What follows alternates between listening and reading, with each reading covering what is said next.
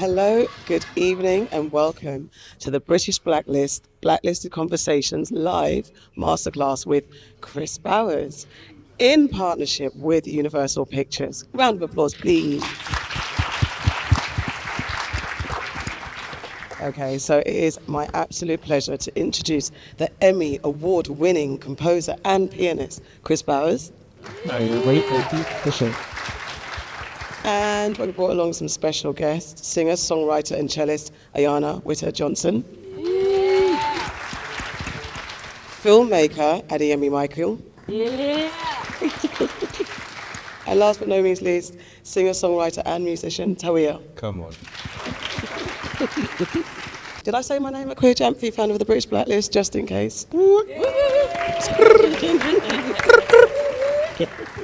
I really appreciate you guys coming out here tonight.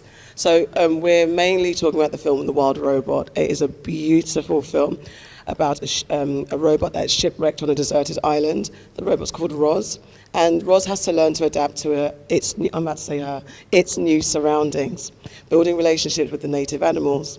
Roz soon develops a parental bond with an orphan gosling named Brightbill.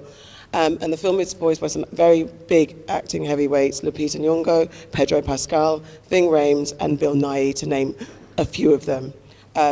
It's an emotional film. It's a beautiful film, composed and scored by this wonderful gentleman. I don't know, it broke my heart into tiny, teeny pieces. What did it do to you, like, when you first... Yeah, I mean, so the film's based on a book. The author's name is Peter Brown. And so the first thing they did when they asked me to come on the project was to read the book. And I just had a daughter. My daughter at the time was like 5 months old.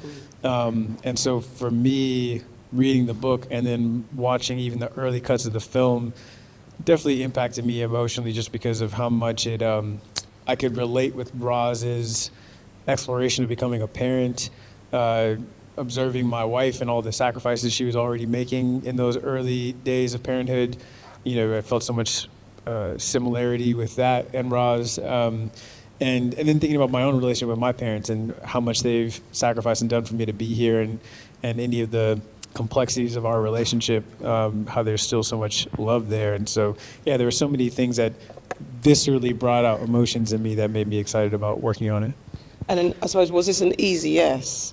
Like, when this opportunity was presented to you, or did you have any kind of thoughts about whether you should take it on? Was it right time, right place? Yeah, definitely an easy yes. I mean, it was an easy yes for a few reasons. One, because the source material, again, was so amazing and so and resonated with me so much, but also the filmmaker Chris Sanders, I was already a huge fan of his, from Lilo and Stitch to How to Train Your Dragon, and knowing that he worked on, Mulan and like Lion King and all these original classic Disney movies. And then when I had my first meeting with Chris, they showed me all of the concept art for the film, and seeing how they were going to approach it visually and how it was going to be this really innovative mix of hand-drawn style with computer-generated imagery, and the fact that the film was going to have very little dialogue, and so music was going to have to be this character in it. All those things, after I had my first meeting, I was just hoping that they would ask me to be a part of it. And I know your work to be more live action, so we have When They See Us, The Amazing When They See Us, Bridgerton, and The Colour Purple. How do you adapt your approach from working with humans to animated figures? You know, I think it's actually pretty similar, because of the fact that it all starts again with emotion for me, and I started off as a jazz pianist when I was a kid, and so much of my process is starting by reading material or watching material, and there are inevitably these emotions that are stirred in me, and then I go to the piano and improvise to try to like re-trigger the same emotions that were triggered by whatever I was absorbing. And so even with animation, when I first started this project, I was on almost 2 years before they finished, and so it was just pencil sketch storyboard images that were cut together as the movie, but the story was so palpable that I'm just reacting to that. I think the biggest difference is probably the fact that, kind of a couple things. One, on this project, they have to cement their sequences so early that by the time they're doing early animation, those sequences and scenes aren't really changing at all timing-wise, whereas in live action, they're editing until like the very last minute. And so many times in live action, I've written a piece of music that was very specific to picture, and then right before we record, or even after we record, they're like, actually, we changed this around, and now it's like 10 seconds shorter, and you kind of have to adjust to those things. And with animation, a lot of the cues that I wrote, a year and a half ago when it was just a black and white pencil sketch are pretty much the same pieces of music that existed when they animated. And then the other thing is just the accompaniment is a little bit different, because with live action, I think we maybe even subconsciously want to hear the silence in the room. Like we want to hear the sound of like the air in the room, and we want to hear like all the subtle details of like real life. Whereas with animation, a lot of those things are built up. And so I think that's kind of why there's always, or often, wall-to-wall music in animation, where it's constantly, supporting something musically and sonically. Thank you. And on that note, let's see the first clip from The Wild Robot.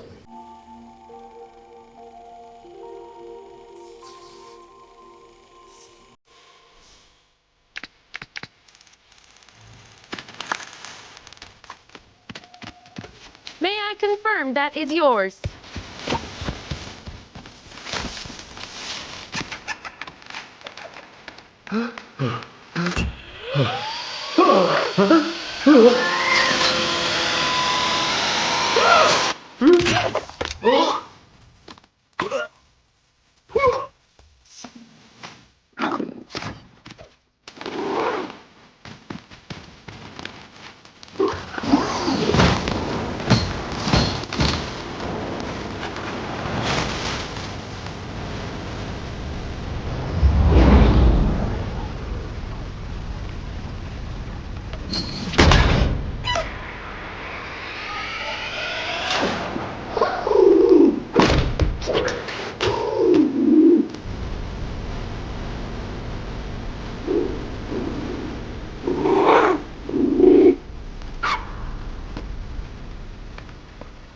Here you go. Take it. Ow.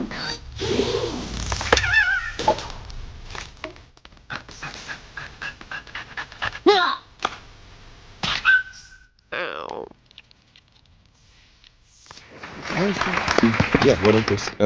So it's really sort of fast-paced and sort of intense scene. So it would be great if you could talk about how you struck the balance with the sound designer and the team to sort of not overwhelm the scene and the audience in this film. All right, I appreciate the question. So one of the things that I was excited to explore in this scene was one of the first conversations I had with Kris was about how to represent the wilderness and the wild in a way that was something I hadn't really heard before. And I feel like most of the time, the thing that I usually hear in score whenever you're thinking about the wild is like ethnic flutes and things that to me connote some sort of like culture or like location. And so I ended up going with percussion and this like unorthodox percussion where the group that I worked with, they play like almost like more like Foley artists, where they're playing like wood planks and pipes and like all kinds of weird things. And it was inspired by the idea of sequences like this where you have an animal that's like skittering through the forest. And so once I saw the version of the cut that I started writing this to, first it was about just establishing a tempo and all of that kind of stuff, but then layering it with a lot of those elements and sending that, or having Kris share that with the sound design team really early so they're aware of how much music is going to be an active part of that. And I was really appreciative that that sound design team at Skywalker was open to sequences like this where they're like, let's just have music carry a lot of that space so that we don't have to worry so much about the diegetic aspect of it. But then when we get into the mix, it was really about me as a composer being aware of what's most important in the story. Like there's an instance where she cuts the tree, for example, to get to him. And there's a lot of stuff happening in the music there that you can't really hear because it's just like the buzz of the saw. And that's an instance where when I'm watching the mix at the dub stage, my instinct as a composer is like, oh, turn the music up. But then I'm like, oh, as a story, as a storyteller, you want to feel the presence of that saw more than you want to hear like all this chaotic music. So really it's about like that balance, and then having moments where those things align with each other. Like very early on in the cut that I worked on, Roz is hitting her head with those branches. And that was something I wanted the music to hit in kind of like a more old school cartoony way. And so it was like establishing a tempo where those hits can musically be on point, and then having it be something that I felt like was representing the diegetic sound of those pieces of wood hitting her metallic body.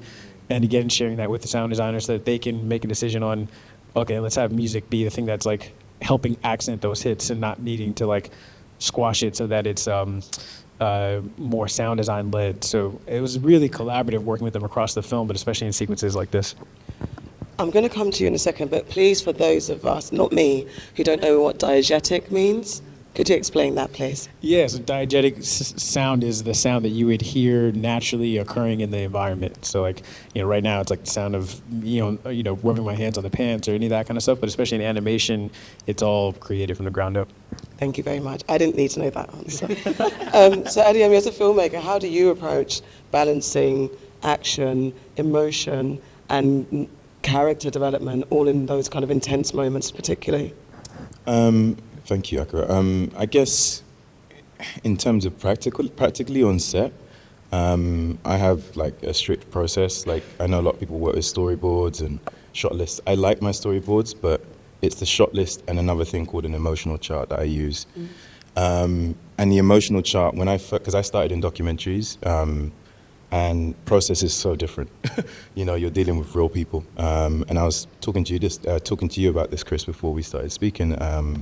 And being able to sort of get truth in dramatized fictional moments, you need to stick with and chart the emotion.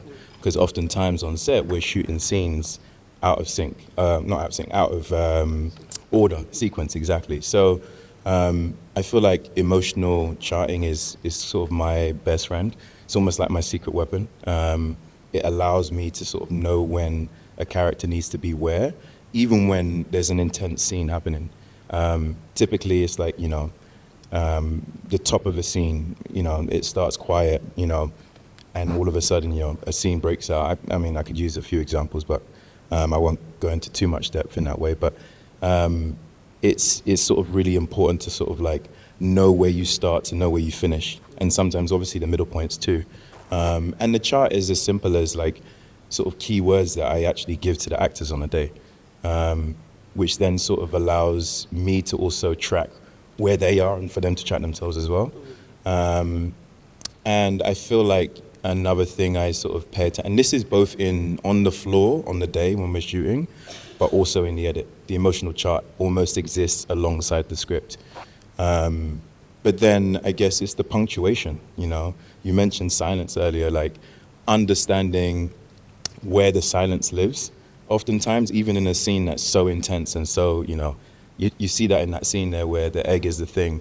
There's a moment where it goes inside the body of the robot and everything freezes and everything goes silent. So it's like knowing, I guess, where those moments and points are. And there's a lot more I could go into, but I won't. Thank you very much. And Tawiah, your question for Kris? Yes. Hey, Kris. So when you're composing, how do you use melody and harmony to evoke intimacy and emotion? Thank you. I think it's exciting in projects like this where melody becomes really important because of how much music is helping carry the narrative forward, and also where there isn't much dialogue, and so music has to be a bit more active than supporting in that way, or like kind of writing that balance. I often think about it, like going back to my jazz background, is when I'm an accompanist and like playing behind a soloist and the soloist leaves that space, my favorite accompanists were the ones that could fill that hole with something like so perfect and so tasteful, and decide whether or not that should be a melodic idea, if that should be more rhythmic or more harmonic. And so my process, I'm usually starting with like looking at, with a movie like this, the overall themes in the story, and deciding what themes need to have some sort of musical theme, and whether or not that should be melodic or textural or both, or harmony, and then having that be something that continues throughout. And so being really as intentional as possible with like harmonies that are associated with either certain characters or certain ideas or certain feelings. And then when I'm working on those things, I usually start with improvisation again. Like sometimes it starts with harmony first, because I feel like harmony, as an improviser, I can like sit in for a long time and just kind of like play around until I find a melody that feels like it works. And then when I find a melody that feels like it works on piano, I usually step away from the piano for a while, even like a couple days, and like challenge myself to sing that melody in my head like 2 days later. And I find two things happen. One, either I can't remember it and therefore it wasn't something that was memorable enough for me to stick with, or I sing it in my head differently because I'm not stuck with like the muscle memory of the piano playing. And I find that the way that I sing it feels more natural. And like my favorite songwriters are the ones that write melodies that the average person can sing or like feel like they stick in that natural way. And then once I have that, I go back to the picture and act like an accompanist to see if it works with the picture, and then start to see, kind of like stress test the melody, where it's like, okay, this works in this context. Does it work in every other context where this theme or idea is taking place? And like, does this harmonic sensibility work in each of these contexts? So it's like kind of in these phases, but I feel like, with films like this, you're able to have melody and harmony be a bit more unapologetically emotional, and not be like something that has to be a bit more on the fence. Thank you. For you, Tawiah, how does creating intimacy through music translate in the way you create your work? Yeah, so I'm an artist, and first, and I write my own music, and so when it came to scoring, I found that I was just drawing for a lot of the things that I do when I'm working on my own stuff. So you mentioned earlier just kind of just sitting in a space and finding the harmonies. I grew up in church as well, so there's those moments in worship where you're just singing around the same thing and it just gets bigger and bigger, and and so when you hit that sweet spot, it. So I feel like with scoring, it's amazing because I'm all about emotion first and getting the feeling and then working the lyric, but I don't need to do lyrics for scoring because the actors are speaking the script. So for me, I'm just like, yes, I can just really take my time to kind of explore the emotion and really dive into the intimacy of it. And the way that I record as well, like, voice is a main thing that I use. For a short that I did, the trailer was just my breath, the rhythm of my breath, just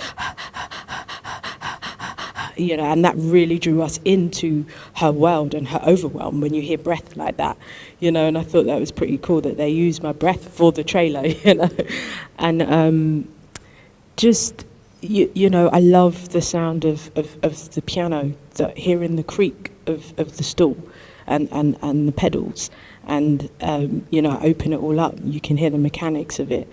That's so intimate. You feel like when you're listening to a record, you feel like you're right there with the piano player. Even the breath before I blow the clarinet, like, I'm recording that and that becoming a texture in the score. So, I love finding intimacy in, like, actually play. We were talking about it earlier, like, do I use software instruments or am I playing it live? And I really love kind of playing when I'm working on my demos because I'm putting my body into it, and I think that gives the score the intimacy, Thank you so much. We're going to play our second clip, Long Boost. For us? I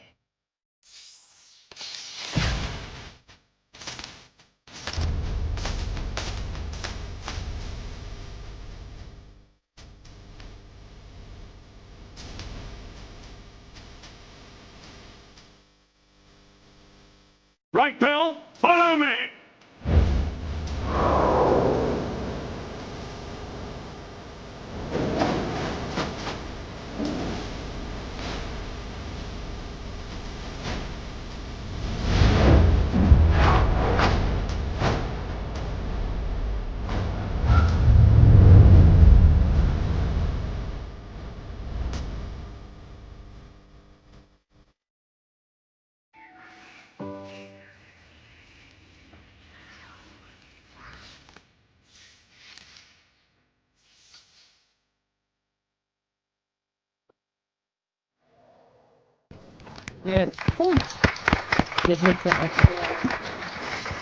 And Kris, this moment feels so layered emotionally. As Roz watches Bright Bill and unsure if she'll see him again, how do you decide which instruments to use when approaching trying to capture a scene like this, the complexity of hope and uncertainty? How do you decide which instruments? Yeah, thank you. I think one of the things about this sequence is that from the very beginning, Kris talked about wanting to feel like as soon as the music starts, we know that this is an unstoppable train. And like he talked about those scenes in movies where the train starts moving as people are saying goodbye, and you know that that train's not going to stop, and they might not, see each other ever again. And so I think because of that, there was a necessity for this pulse and rhythm that is consistent throughout the entire thing, but also something that builds. And so in the very beginning, knowing that I wanted it to have these kind of subtle propulsive elements that are present in like synths or in this piano arpeggio, and then the strings come in with an ostinato, and then that ostinato continues to build. And I always love with any sort of motor happening musically, my favorite composers find a way to keep developing it and evolving it in a way that it's just not like a copy and paste situation. And so with that, it was like every single time the phrase turns around, or every even like couple of bars, essentially, those motors continue to evolve and develop and change and all of that. Another thing is piano becomes such an important element in the score throughout the film, and this kind of like layered piano sound that has like a slight synth double to it to represent Roz in this like transition from synthetic to organic. And so that's something that is present from the very first note, and then we end with it there. And then the last thing I think is, for me, in terms of the complexity of this moment, what's so interesting is that my first time approaching it, I wrote a piece of music that was not capturing all of that complexity emotionally. And when I was working on it, this is actually the first like theme I wrote for the movie. And I remember thinking about my daughter and saying goodbye to her, and like her going off to college or something like that, and she was 6 months old. And I wrote a piece of music that it had like acoustic guitar, and it had all these other like things that felt like more sweet and nostalgic, but just only in like the sweet territory. And what I realized in talking to Kris about it when he told me that wasn't the right approach was that he wanted to make sure that we understood the fact that they're in this irreparable place, that Bright Bill might not ever forgive her for what's happened. They might not ever see each other again. They're not saying I love you. They're not saying goodbye.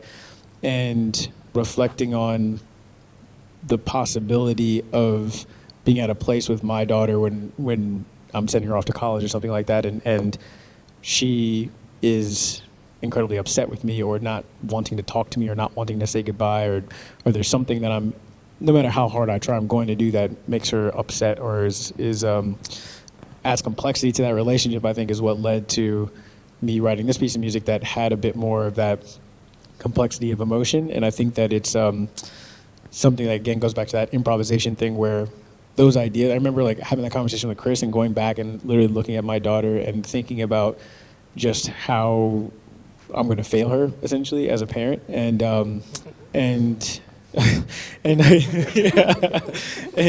all like whenever I think about that, even now, like I feel emotional in a way that then I go to the piano and just try to like improvise until I re-trigger those same emotions.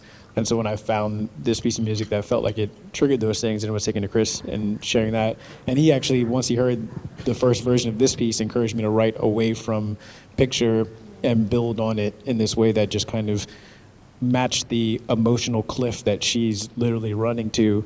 And then they decided to have the editorial and animation follow the music, but it's just following the shape of the emotion.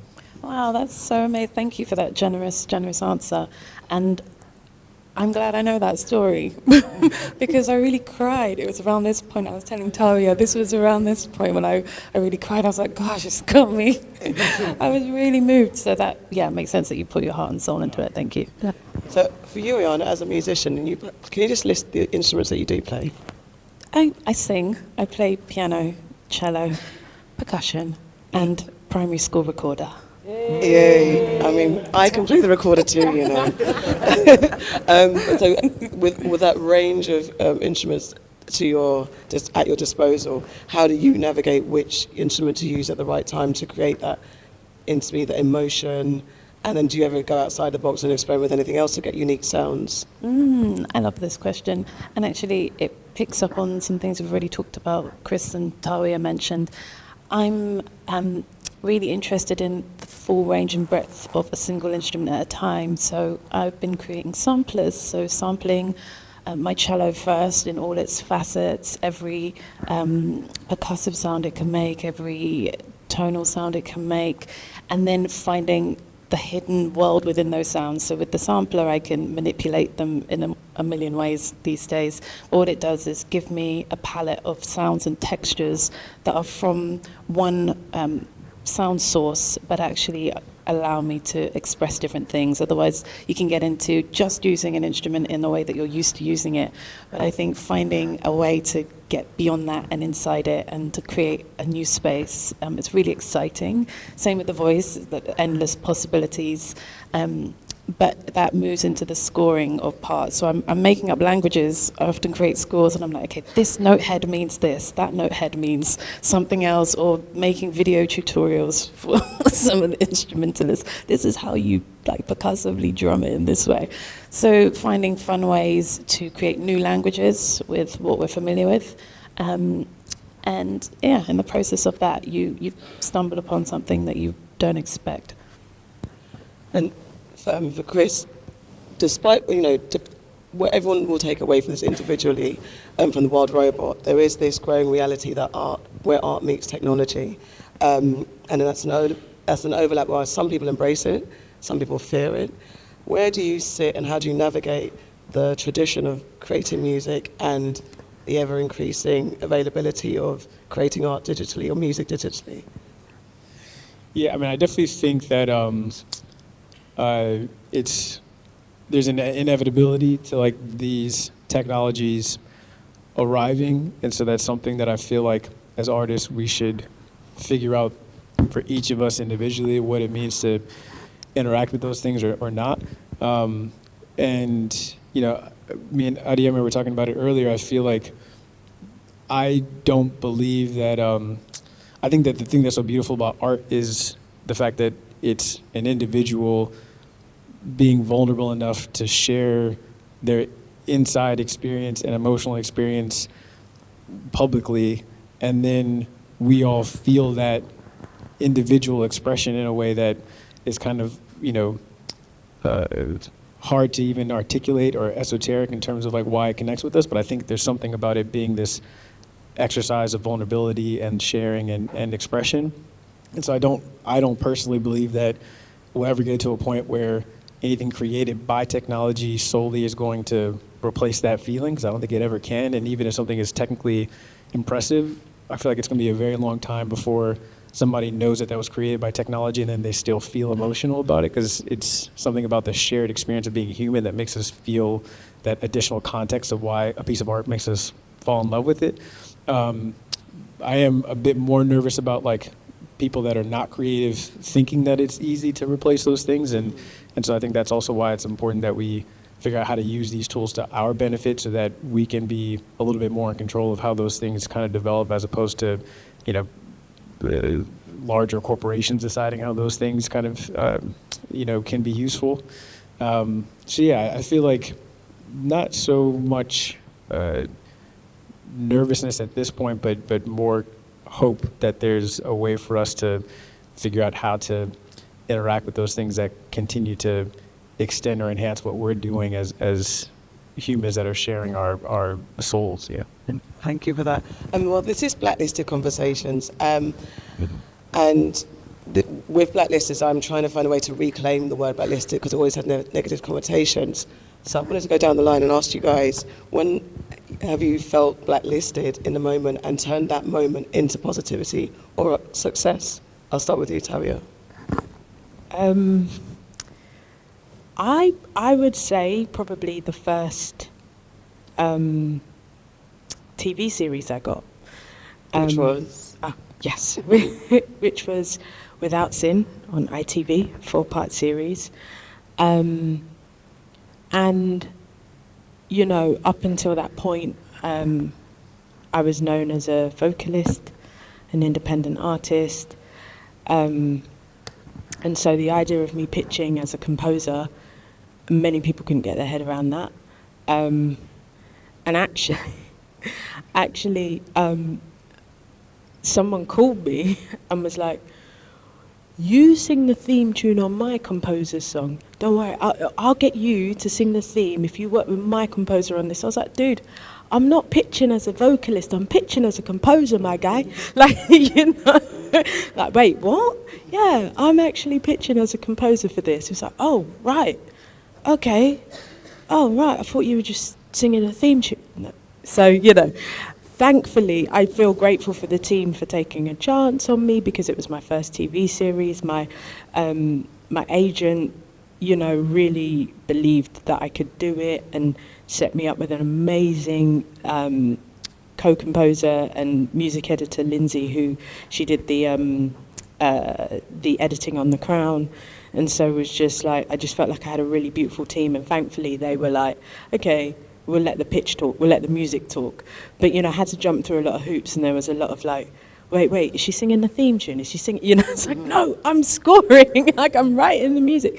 So I think that was definitely a beautiful moment when we won the gig, when we won the TV series, and it's been a blessing since then. And people just realizing that, yeah, you know, as much as I'm so grateful for my voice and for my vocals, and it's carried me, I do write music too, and I play some I play some instruments too, and yeah, and I'm in service to the script, and you know that, you know, I can. There's also, you know, this as an artist, there's kind of like this preconceived notion that we're going to have an ego, that we're going to really not be able to be in service to the narrative because, right, we got our own vibe, you know, and that's really important. Like, if there are artists in the room, just to really know that, you know, your expression is your expression. It's always going to be that. But when you're working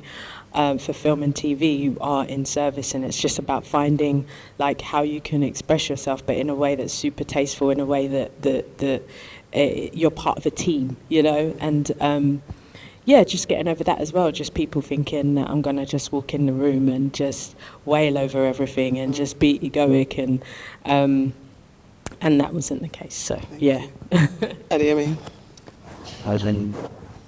Every day, no. I feel like when I left film school, I left film school in 2013, and I came out with a film that sort of launched me into the industry. And it was something that was deeply personal. It was about a young person I worked with. I used to be a football coach back in the day, and the film was about this kid who was on trial for murder, you know, with the idea of wanting to become a doctor. And it was super personal. I came into the industry with this very vulnerable piece of work, and it did super well. Won all these awards. And then after I did that, I was like, okay, so what next? You know? And my peers hadn't done that. And this is like, yeah, over 10 years ago now. And I was getting gigs as like an assistant producer and like, you know, a DV director in documentary TV. And I was really angry.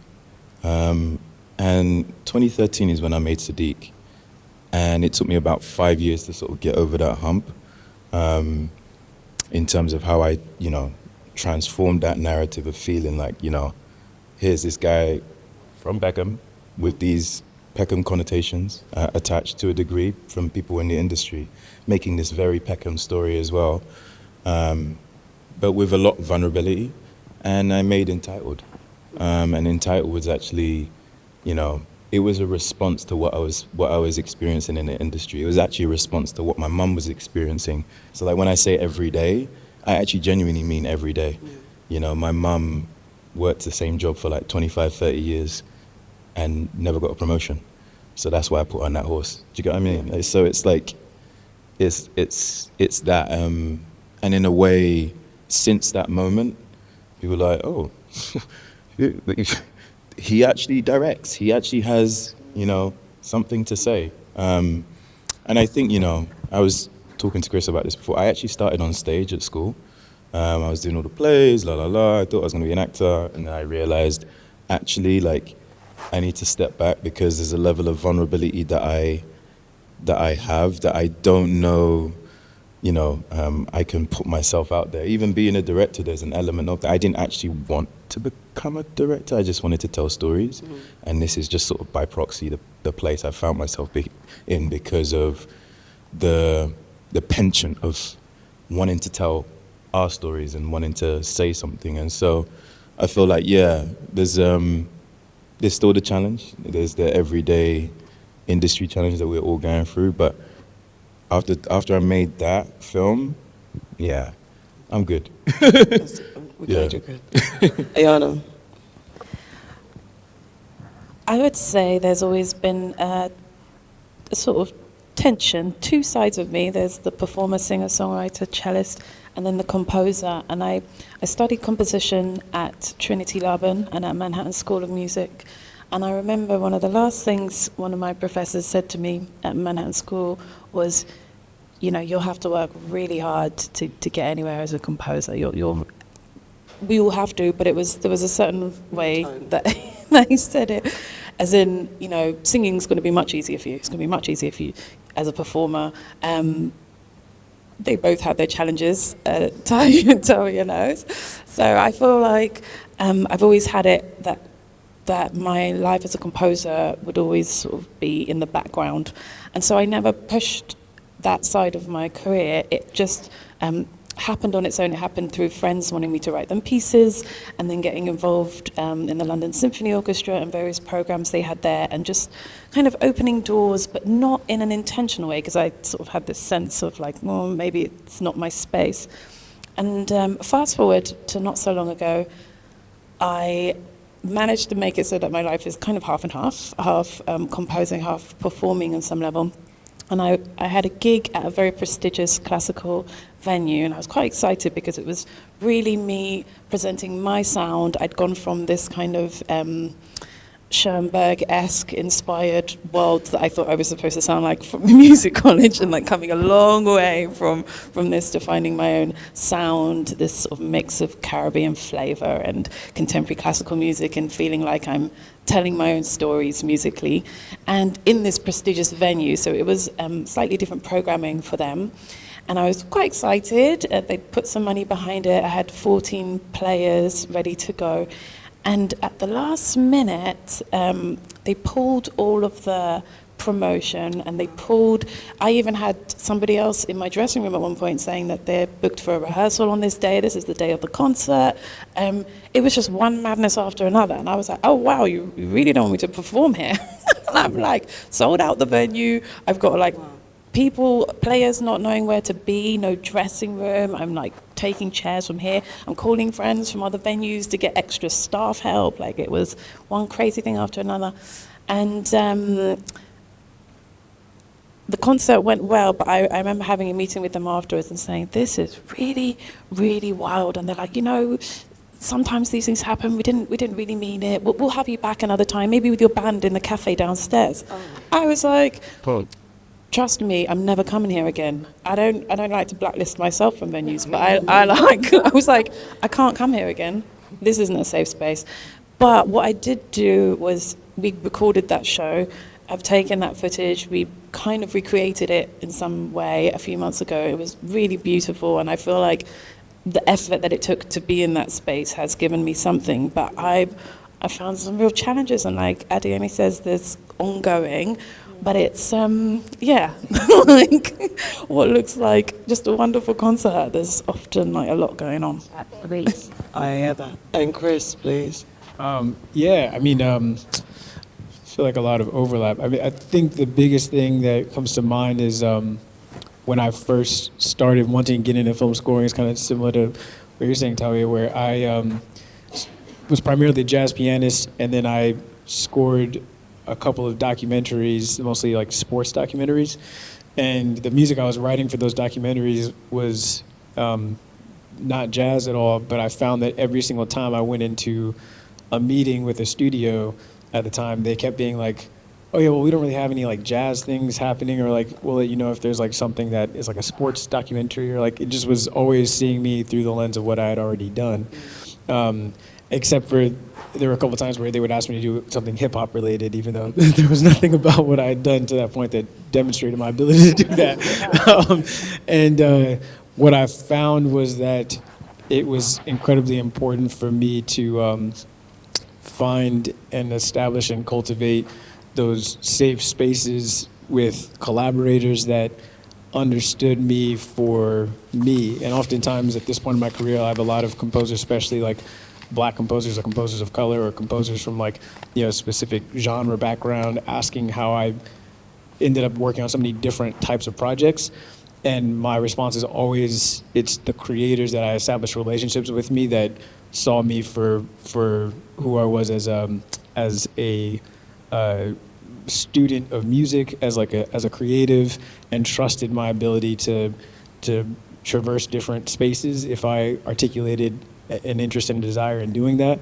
And so like a show like Bridgerton only came because Shean Roberts hired me like years ago for another project. Or I worked with Ava DuVernay on 4 projects, I think, at this point, and each one of them has a completely different sound, but it's because she's like, I trust Kris that you're going to do all those things. And same with every other project I've worked on. I feel like it's always the creator that I've been able to rely on to give me the space to demonstrate that I can do something more than what I was already doing in the past.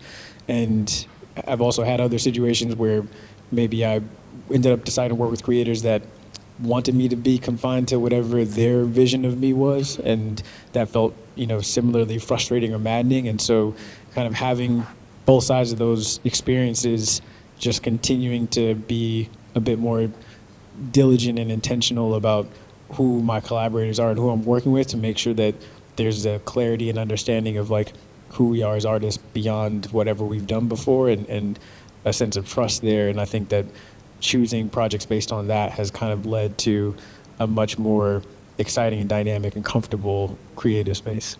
Thank you. Guys, it's your turn. Do you have some questions? Please raise your hand and we'll bring a mic round. And if you could say who you are and what you do, that would be really good. My name is Brianna Meyer. Firstly, I want to say that I've really enjoyed listening to your discussion today. My question's kind of directed to all of you with your experience of composing. Do you ever find that when you're creating music for a particular project that you lead with emotion and then you create the sounds afterwards? Or do you ever feel that you kind of get the inspiration to create a sound or a sequence of noises and then you find the story afterwards? Yeah, I think for me, it can go either way. I feel like it's almost one of those like chicken and egg things where like the sound is inspired by an emotion, or sometimes like I'll have a very clear idea of like with this one, for example, the first step was trying to figure out this idea of like representing the wilderness in an unorthodox way. And so I went about like finding this percussion ensemble that plays weird percussion, and then like starting to study them and writing in that style. And it wasn't until I had sat with the film long enough to start to feel a lot of the emotions in a way to like start writing from an emotional place. So, you know, the palette discovery was happening first. But I feel like sometimes it happens the other way, and oftentimes, again, it's like discovering both at the same time. Hi, my name's Layla. I just wanted to ask about, like, you know, if you worked on like a trajectory of projects and like they all have different cultures, how do you kind of like make sure there's authenticity and it like resonates with like the audience for that background? Resonating, authenticity, cultures, how to make sure. I guess for me, with a lot of my creative process, I'm actually writing to a narrative. So if it's just a piece of instrumental concert music, I've created a narrative. And for example, I'm working on a piece now for trumpet and electronics. And I want it to be about maroon culture in Jamaica. So people who are very much rooted in their history and the land. And they have a particular instrument called an abeng, which is a cow horn. And I am spending a lot of time before thinking of notes. What's the essence of the spirit of the people rhythmically? How does that translate? How to respectfully, in many ways, I may not even use that instrument and just take it as source inspiration, because I'm not wanting to take out of context something that's used very specifically in a specific way, and almost disrespect it because I don't know enough. But if I can embody the essence of the spirit of what's being communicated, then I might translate that to another brass instrument perhaps, or sample that instrument in a certain way and build a world. So I guess I'm going through a process of understanding a culture, if it's that specific, and then realizing when you need to step back and maybe not try to sample an element of it and take it out, but leave it where it is and then creatively find your own way of responding to it. Yeah. Who owns the authenticity? Does it come from the musician, or is it from the project? Like, where do you find that authenticity from piece to piece? I'm asking you, Kris, like, I don't know if this is a sensible question, but where does that authenticity, who dictates that when it's not your own idea? I think that's it. Yeah, I think it's a conversation, because I feel like what was interesting, the thought that comes to mind is working on the Bob Marley movie on One Love, and like the first conversations were with Ziggy, and like the thing that he talked about was how much his father was really inspired by Nyabingi music. And that was something where, like, had we not had the conversation, I wouldn't have known about. And so we went to Jamaica and like recorded a Nyabingi ensemble and like tried to figure out how to sample that. And it was like a direct conversation with him. And then over time, producers felt like they wanted it to have a different feeling in the score. I think in ways to kind of almost create more of a clear separation from like the Jamaican music and the score. And so, I feel like it sometimes is a conversation with the creatives, and if we all have this North Star of like whatever's best for the story and the experience watching the story, then that'll kind of dictate how much we need to make sure that it's being authentic, or how much it is like a response to something. But yeah, I don't think any specific person, but I think, I might have my ideas, the director has their ideas, producers have their ideas, but then it's just a conversation about like what's going to serve the story best. Thank you. Any more questions? Hello, I'm B. I'm a writer, and part of my creative practice is that I write specifically about arts and culture. So it was really great actually to hear you talking about sort of composition and the way music happens, because it enriches my cultural practice. The question I wanted to ask actually is related to a play that I saw a play about the composer Samuel Coleridge Taylor, and I hadn't heard of him before, and I'm from South London and he's from, Croydon, but South London. And I just wondered, I'd really love to hear from all of you, some of you, who are the composers that have inspired you, or people who you kind of think about, or the first composer you thought, that you heard that made you think you wanted to also do composition. I have amazing friends. And most of them are creatives. So I feel really blessed in the sense that, like, my people are doing amazing things and I love their work. It would be awkward if I didn't. But yeah, so I would say there's a composer called Mika Levi, who, I came up with, who started composing and just absolutely smashed it. Then I would say Dev Hynes as well, Blood Orange, an artist as well, started off as an artist and then scored Queen and Slim. I thought that film was incredible. And then I want to say one of my favourite scores was for If Beale Street Could Talk. I thought that score was heartbreakingly beautiful yeah, a few things there.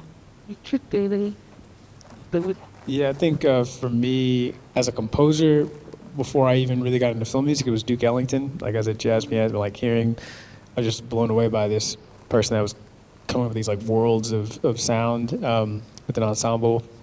Then in the film composition space, the three people that come immediately to mind, John Williams, just because, especially growing up in the 90s, I remember my core memory is like listening to the score for Jurassic Park outside of the context of watching the movie and realizing that I felt the same emotions I felt watching the movie just listening to that music.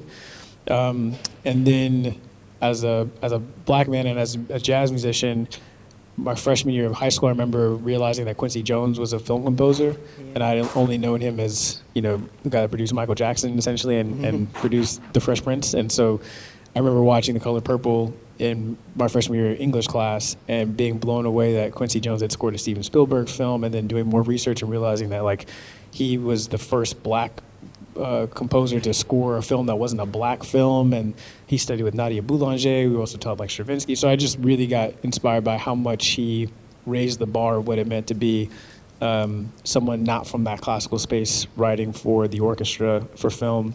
And then lastly, Terrence Blanchard, somebody else that became a close friend and mentor of mine when I was in high school, but realizing that there was somebody out there that was one of the greatest jazz musicians of our time that also was like scoring these incredible films for Spike Lee and everybody else that he's worked with.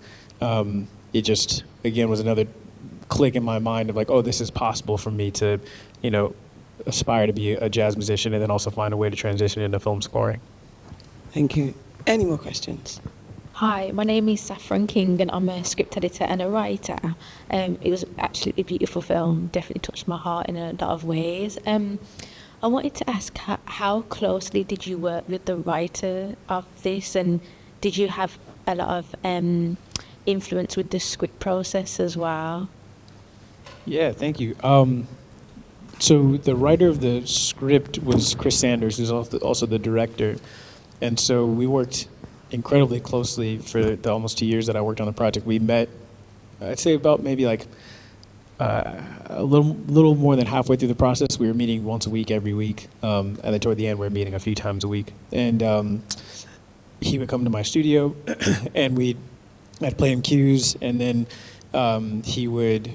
we'd get into the weeds of it right there. And I think that was a major thing about working with him is that if he had any notes or thoughts or questions, I would pull up the session and he'd be like, okay, well, like what's playing the melody here? Like what's that string thing doing? What's the brass doing? And like we'd be able to go into the session and play everything and, you know, carve out things so that by the time we had finished a meeting, we'd gotten a cue either to a place where we both felt like it was good, or I had enough clarity and understanding what I need to adjust before the next time.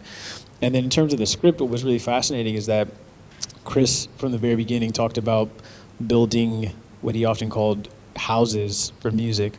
And because of that, his approach when we were working on the score was constantly reflecting on whether or not we needed as much dialogue as was present. And there were definitely a handful of times where once he heard a cue, he was like, you know what, actually, I think we need to have less dialogue here because I think the music's kind of helping us tell what we need to feel. So I feel like in that small way, that's kind of how our process influenced his approach to the writing. Stick you. I think there was someone that thought. Hi, my name's Dee Marie. I'm a writer and a producer. You know, like as a writer or a director, you can kind of put your signature on something. So do you guys get to maintain some of your voice when you're doing these projects in when you're creating your sound and stuff? Do you get to maintain some of your voice?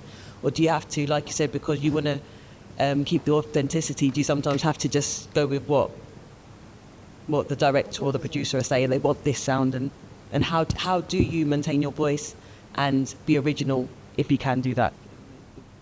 To me, I feel like something one of my mentors, this jazz bass player named Marcus Miller, who's also a great composer for film. I remember when I was touring with him, he talked about this more in the context of like being an improviser, but I took it to mean something more than that. He was like, you kind of have to get comfortable with yourself in the mirror because that's who you are. And like, I think that's how I feel about writing film music is like, no matter what each project demands of me genre-wise, like I can't help but be who I am. And so I actually am excited often to like try different things and try different musical styles and ideas, because I'm not so concerned about whether or not it's like my thing, because like it's always going to inevitably be my thing because I'm me, essentially. Yeah. Yeah, I mean, from a directing point of view, I think it's important for you to retain that truth of self, and it goes across all departments, all sort of creative departments on a film. And I think actually the reason why they chose you is because of you and because of that, you know, worldview and perspective that you have. So oftentimes I do a lot of TV, and in those spaces, that's a massive challenge where you're trying to, you know, retain a sense of self, a sense of, okay, well, this is who I am as a filmmaker who makes short films, who's trying to make the feature thing. But then, you know, there are other things that you have to consider and, you know, try and give them what they want without fully, obviously, without trying to compromise yourself. And so, yeah, I think it's a dance, you know. It's a bit of give and take. I've had to learn that. At the beginning, I did not understand that. I was like, well, you know, you came to me, so you're going to have all of me, you know. And it's just trying to sort of like drip feed the moments. And sometimes I feel like when it comes to projects, I guess it's different for composers in that way, because, you know, what you want for people to come on board and do is own it. You know, you want people to come on board and I guess deliver themselves. And to a degree, like when you are coming on a project that's written by someone else, it's always going to be that way for you guys unless you know, produce and write your own work. So you have to sort of you have to create a pathway to do that. So, and it's slightly similar with directing in a way, but yeah, I'd say that. And I'd just add that you're always evolving as a composer, and it's nice to find yourself in spaces that maybe feel a little challenging or unknown territory, because then you discover parts of you that might not have emerged yet, and then that also becomes part of your language, which is quite exciting. Yeah, I mean, I haven't played clarinet. Like, I didn't play clarinet for years. I played it when I was younger, and then when I started scoring, it's like a big part of it, and that's just because, you know, scoring has kind of opened my world up, and I'm exploring new instrumentation. And I think that, yeah, when you do have to kind of work on things that aren't necessarily your go-to vibe, it's an opportunity to learn and grow, and then, you know, you end up finding your way of creating and leaning into that narrative. I think that's it for questions right now, but we will have time maybe to speak to Kris later. Just looking back at your body of work, I mean, actually, no, you have to say with The Wild Robot, so that's definitely the best piece of work you've done so far, obviously. But just looking back at your body of work and what you've achieved so far, Kris, what do you want your stamp, your legacy to be as a composer, as a musical storyteller? You know, I think just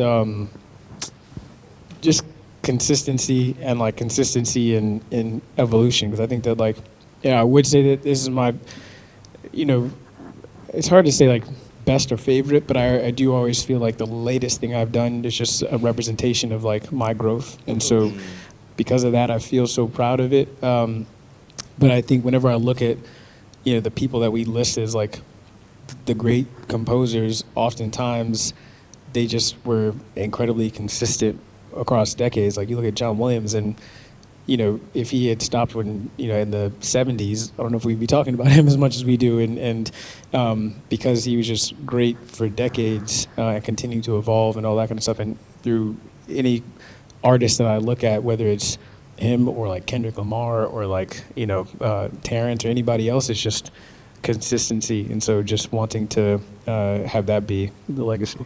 And finally, just a scene from The Wild Robot, without spoilers if you can, that really like captures the blood, sweat and tears that went into bringing this beautiful film to life.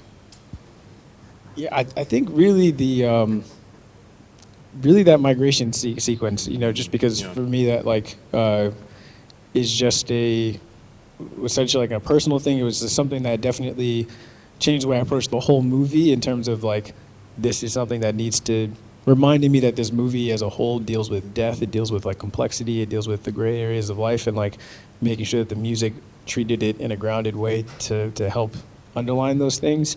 But also just honestly, it being something that came to my life at a point where it was really helpful for me as a human and as a parent, as a partner, and all of that. And so I feel like that piece is definitely the one that always stands out. Well, thank you so much, Kris. Thank you, Tawiah. Thank you, Adeyemi. Thank you, Ayanna. And again, thank you so much, Kris. Thank you very much, Universal Pictures. I'm Akua Gyamfi, and this has been Blacklisted Conversations.